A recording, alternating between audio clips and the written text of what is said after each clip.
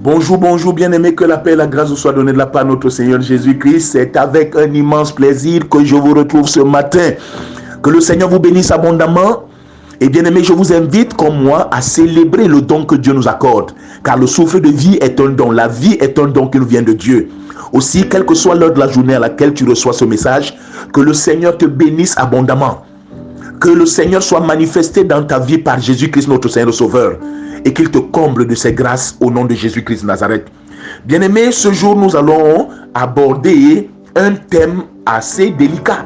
Aussi vieux que l'homme existe sur terre. Nous allons parler de la sexualité. De ses implications sur le plan spirituel et naturel. Et nous voudrons d'emblée ici dire que le but de cet enseignement n'est pas de condamner. Mais le but de cet enseignement est d'apporter la lumière afin que nul n'en ignore. Pourquoi? Parce que bien aimé, depuis que Jésus est venu sur cette terre dans ce corps de chair, il a payé de sa vie comme sacrifice. Il est mort et bien plus, il est ressuscité. L'homme ne souffre plus du fait de l'action des ténèbres. L'homme ne souffre plus parce que Satan est fort. L'homme ne souffre plus à cause de la méchanceté. Mais l'homme souffre à cause de l'ignorance. Voilà pourquoi Dieu dit: mon peuple est détruit parce qu'il lui manque la connaissance. Donc le but de cet enseignement, c'est de nous apporter la connaissance. Et que chacun de nous marche désormais en connaissance et sachant que ton corps est le temple du Saint-Esprit. Que Dieu te bénisse donc au nom puissant de Jésus-Christ de Nazareth. Lorsque nous parlons donc de la sexualité, c'est-à-dire l'intimité entre l'homme et la femme, bien aimé, le cadre légitime est tiré du livre de Genèse au chapitre 1, verset 28. Il est écrit: et Dieu dit, et Dieu les bénit et dit: soyez féconds, multipliez et remplissez la terre. Ici, spirituellement, c'est le cadre légitime. Ici, c'est la légitimité du fait que l'homme et la femme vont ensemble. C'est là où il tire leur légitimité sur le plan spirituel. Bon, maintenant, en plus de la légitimité, il y a donc la légalité spirituelle. C'est-à-dire la force qui est la vôtre. La puissance qui se dégage lorsque l'homme et la femme vont ensemble. Le cadre qui fonde cela, c'est lorsque Dieu dit: voilà pourquoi l'homme quittera son père et sa mère et s'attachera à sa femme et les deux ne formeront qu'une chair. C'est dans le livre de Genèse au chapitre 2, verset 24. Et lorsqu'on voit donc, il s'agit ici du mariage. Donc, le cadre légal spirituellement, tout comme naturellement aussi, de l'union entre un homme et une femme, là où vous devez avoir l'intimité, c'est le mariage. Donc, le mariage confère la légitimité spirituelle et la légalité spirituelle.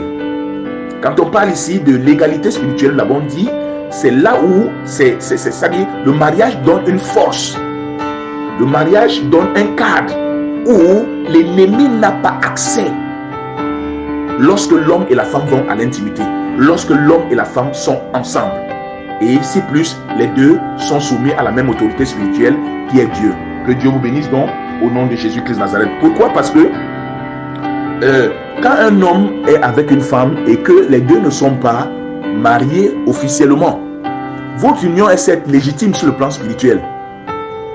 Parce que les unions illégitimes sont bien décrites dans le livre de Lévitique au chapitre 18. J'en cite au moins 2. La parole de Dieu proscrit toute union des personnes de même sexe. Voilà une union qui n'est pas légitime sur le plan spirituel.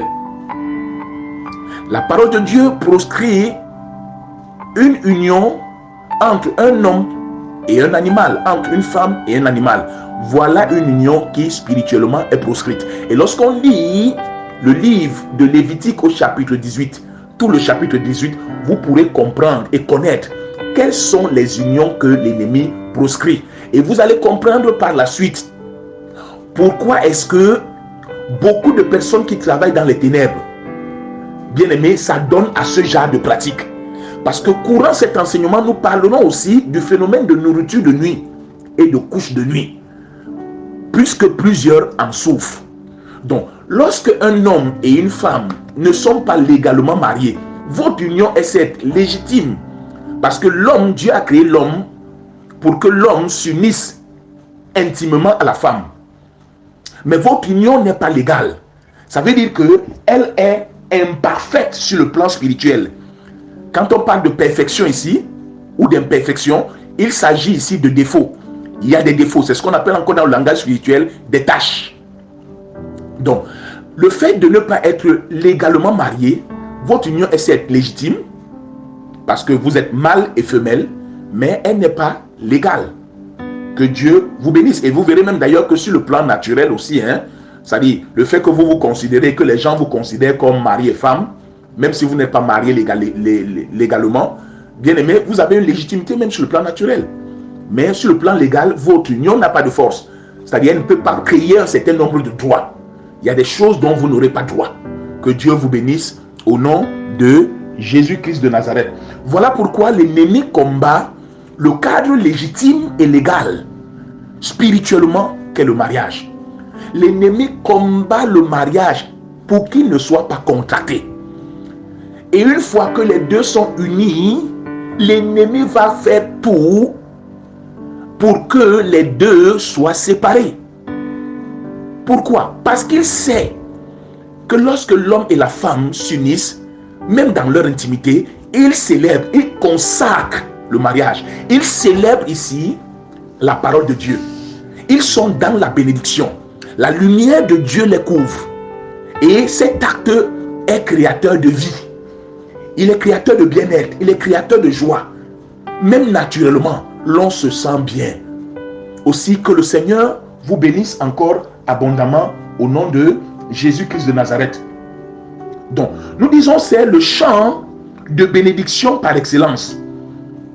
Voilà pourquoi le Seigneur dit d'ailleurs dans le livre de Matthieu chapitre 18, verset 19, il dit, si deux d'entre vous s'accordent pour demander quoi que ce soit, cela leur sera donné par mon Père qui est dans les cieux. Pourquoi nous disons ici que c'est le cadre par excellence de la bénédiction? Parce que quand Dieu parle de l'union de la femme avec l'homme, ou alors de l'union de l'homme avec la femme, il est dit et Dieu les bénit. C'est-à-dire vous vivez dans la bénédiction. Voilà pourquoi personnellement j'invite souvent les hommes et les femmes qui sont mariés à s'entendre. Parce que l'ennemi fait tout pour que vous ne jouissez pas de la joie parfaite qui est désormais disponible. Jésus dit là où deux d'entre vous s'accordent, ici. Et vous verrez dans la Bible, c'est les deux endroits, c'est dans le cadre du mariage et le cadre de l'église qu'il peut avoir un accord parfait, spirituellement parfait. Parce que c'est les seuls endroits où Dieu dit, les deux formeront un. C'est l'homme et la femme, c'est-à-dire deux deviennent un. Et dans l'église aussi, plusieurs peuvent devenir un. Pourquoi? Parce que spirituellement, lorsque ces deux sont donc en Christ, voilà pourquoi nous invitons tous à être en Christ, pour avoir la couverture du Dieu vivant. Aussi, le Seigneur dit donc, lorsque les deux sont en Christ, et que vous vous accordez, il y a donc déjà un accord spirituel, parce que vous êtes dans le même esprit. Vous êtes dans le même esprit ici, le Saint-Esprit est avec vous. Et de deux, au niveau de l'âme, vous êtes un. C'est-à-dire, ton mari et toi, vous ne représentez qu'une seule personne. Et Dieu dit, quand vous demandez quelque chose, quoi que ce soit, de telle personne, quand elle prie, et je dis, mais même lorsqu'elle ne prie pas, ce que vous portez dans vos cœurs, Dieu le réalise. Dieu le réalise. Quand vous demandez à Dieu, il le fait.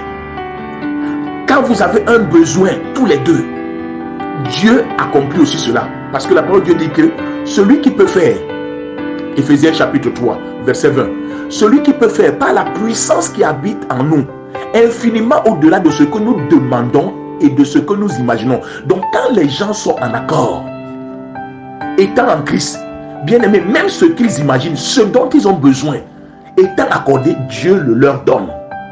C'est pourquoi l'ennemi combat le mariage.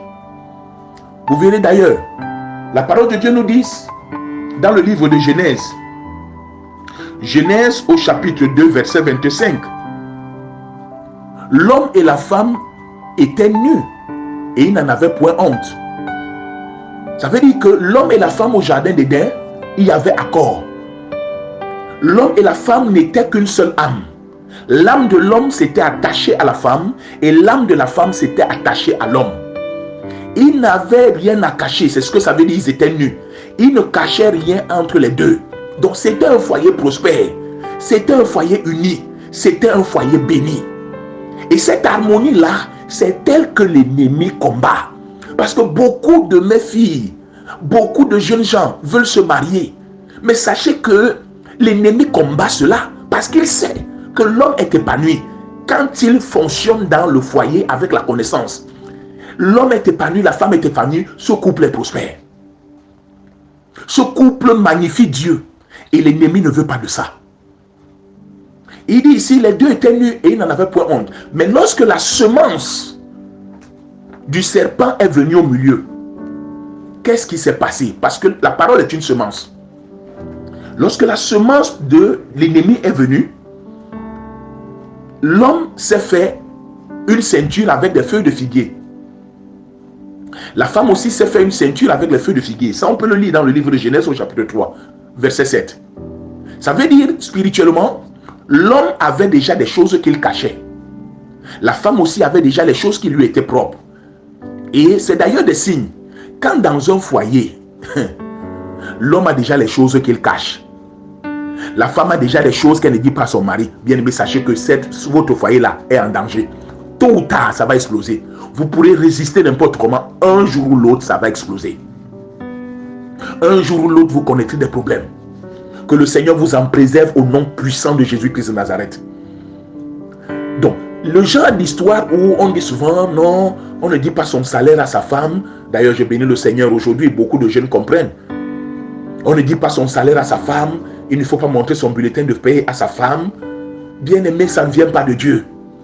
Et le genre d'histoire où ta soeur ou ta copine vient te dire, ma soeur, le mariage est fini, les hommes que tu vois là, mais la famille ne finit pas. Ne lui dis pas tout. Bien aimé, ça vient de l'ennemi. Les hommes obéissent à ce genre d'injonction sortant tout droit des ténèbres à cause de l'ignorance. Ils ne savent même pas que c'est un frein à leur prospérité.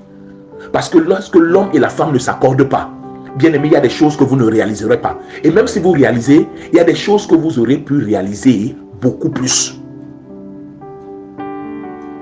Parce qu'aujourd'hui, c'est ça. Tu vas quelque part, tu ne dis pas à ton mari. Elle sort, son mari ne connaît pas son programme. Non, quand dans un foyer, les deux sont une seule chair, les deux ne sont qu'une seule âme, même quand tu vas quelque part, tu dis à ton mari, tu dis à ton époux, chérie, je suis à tel endroit. Oui, et même sur le plan naturel, cela te préserve.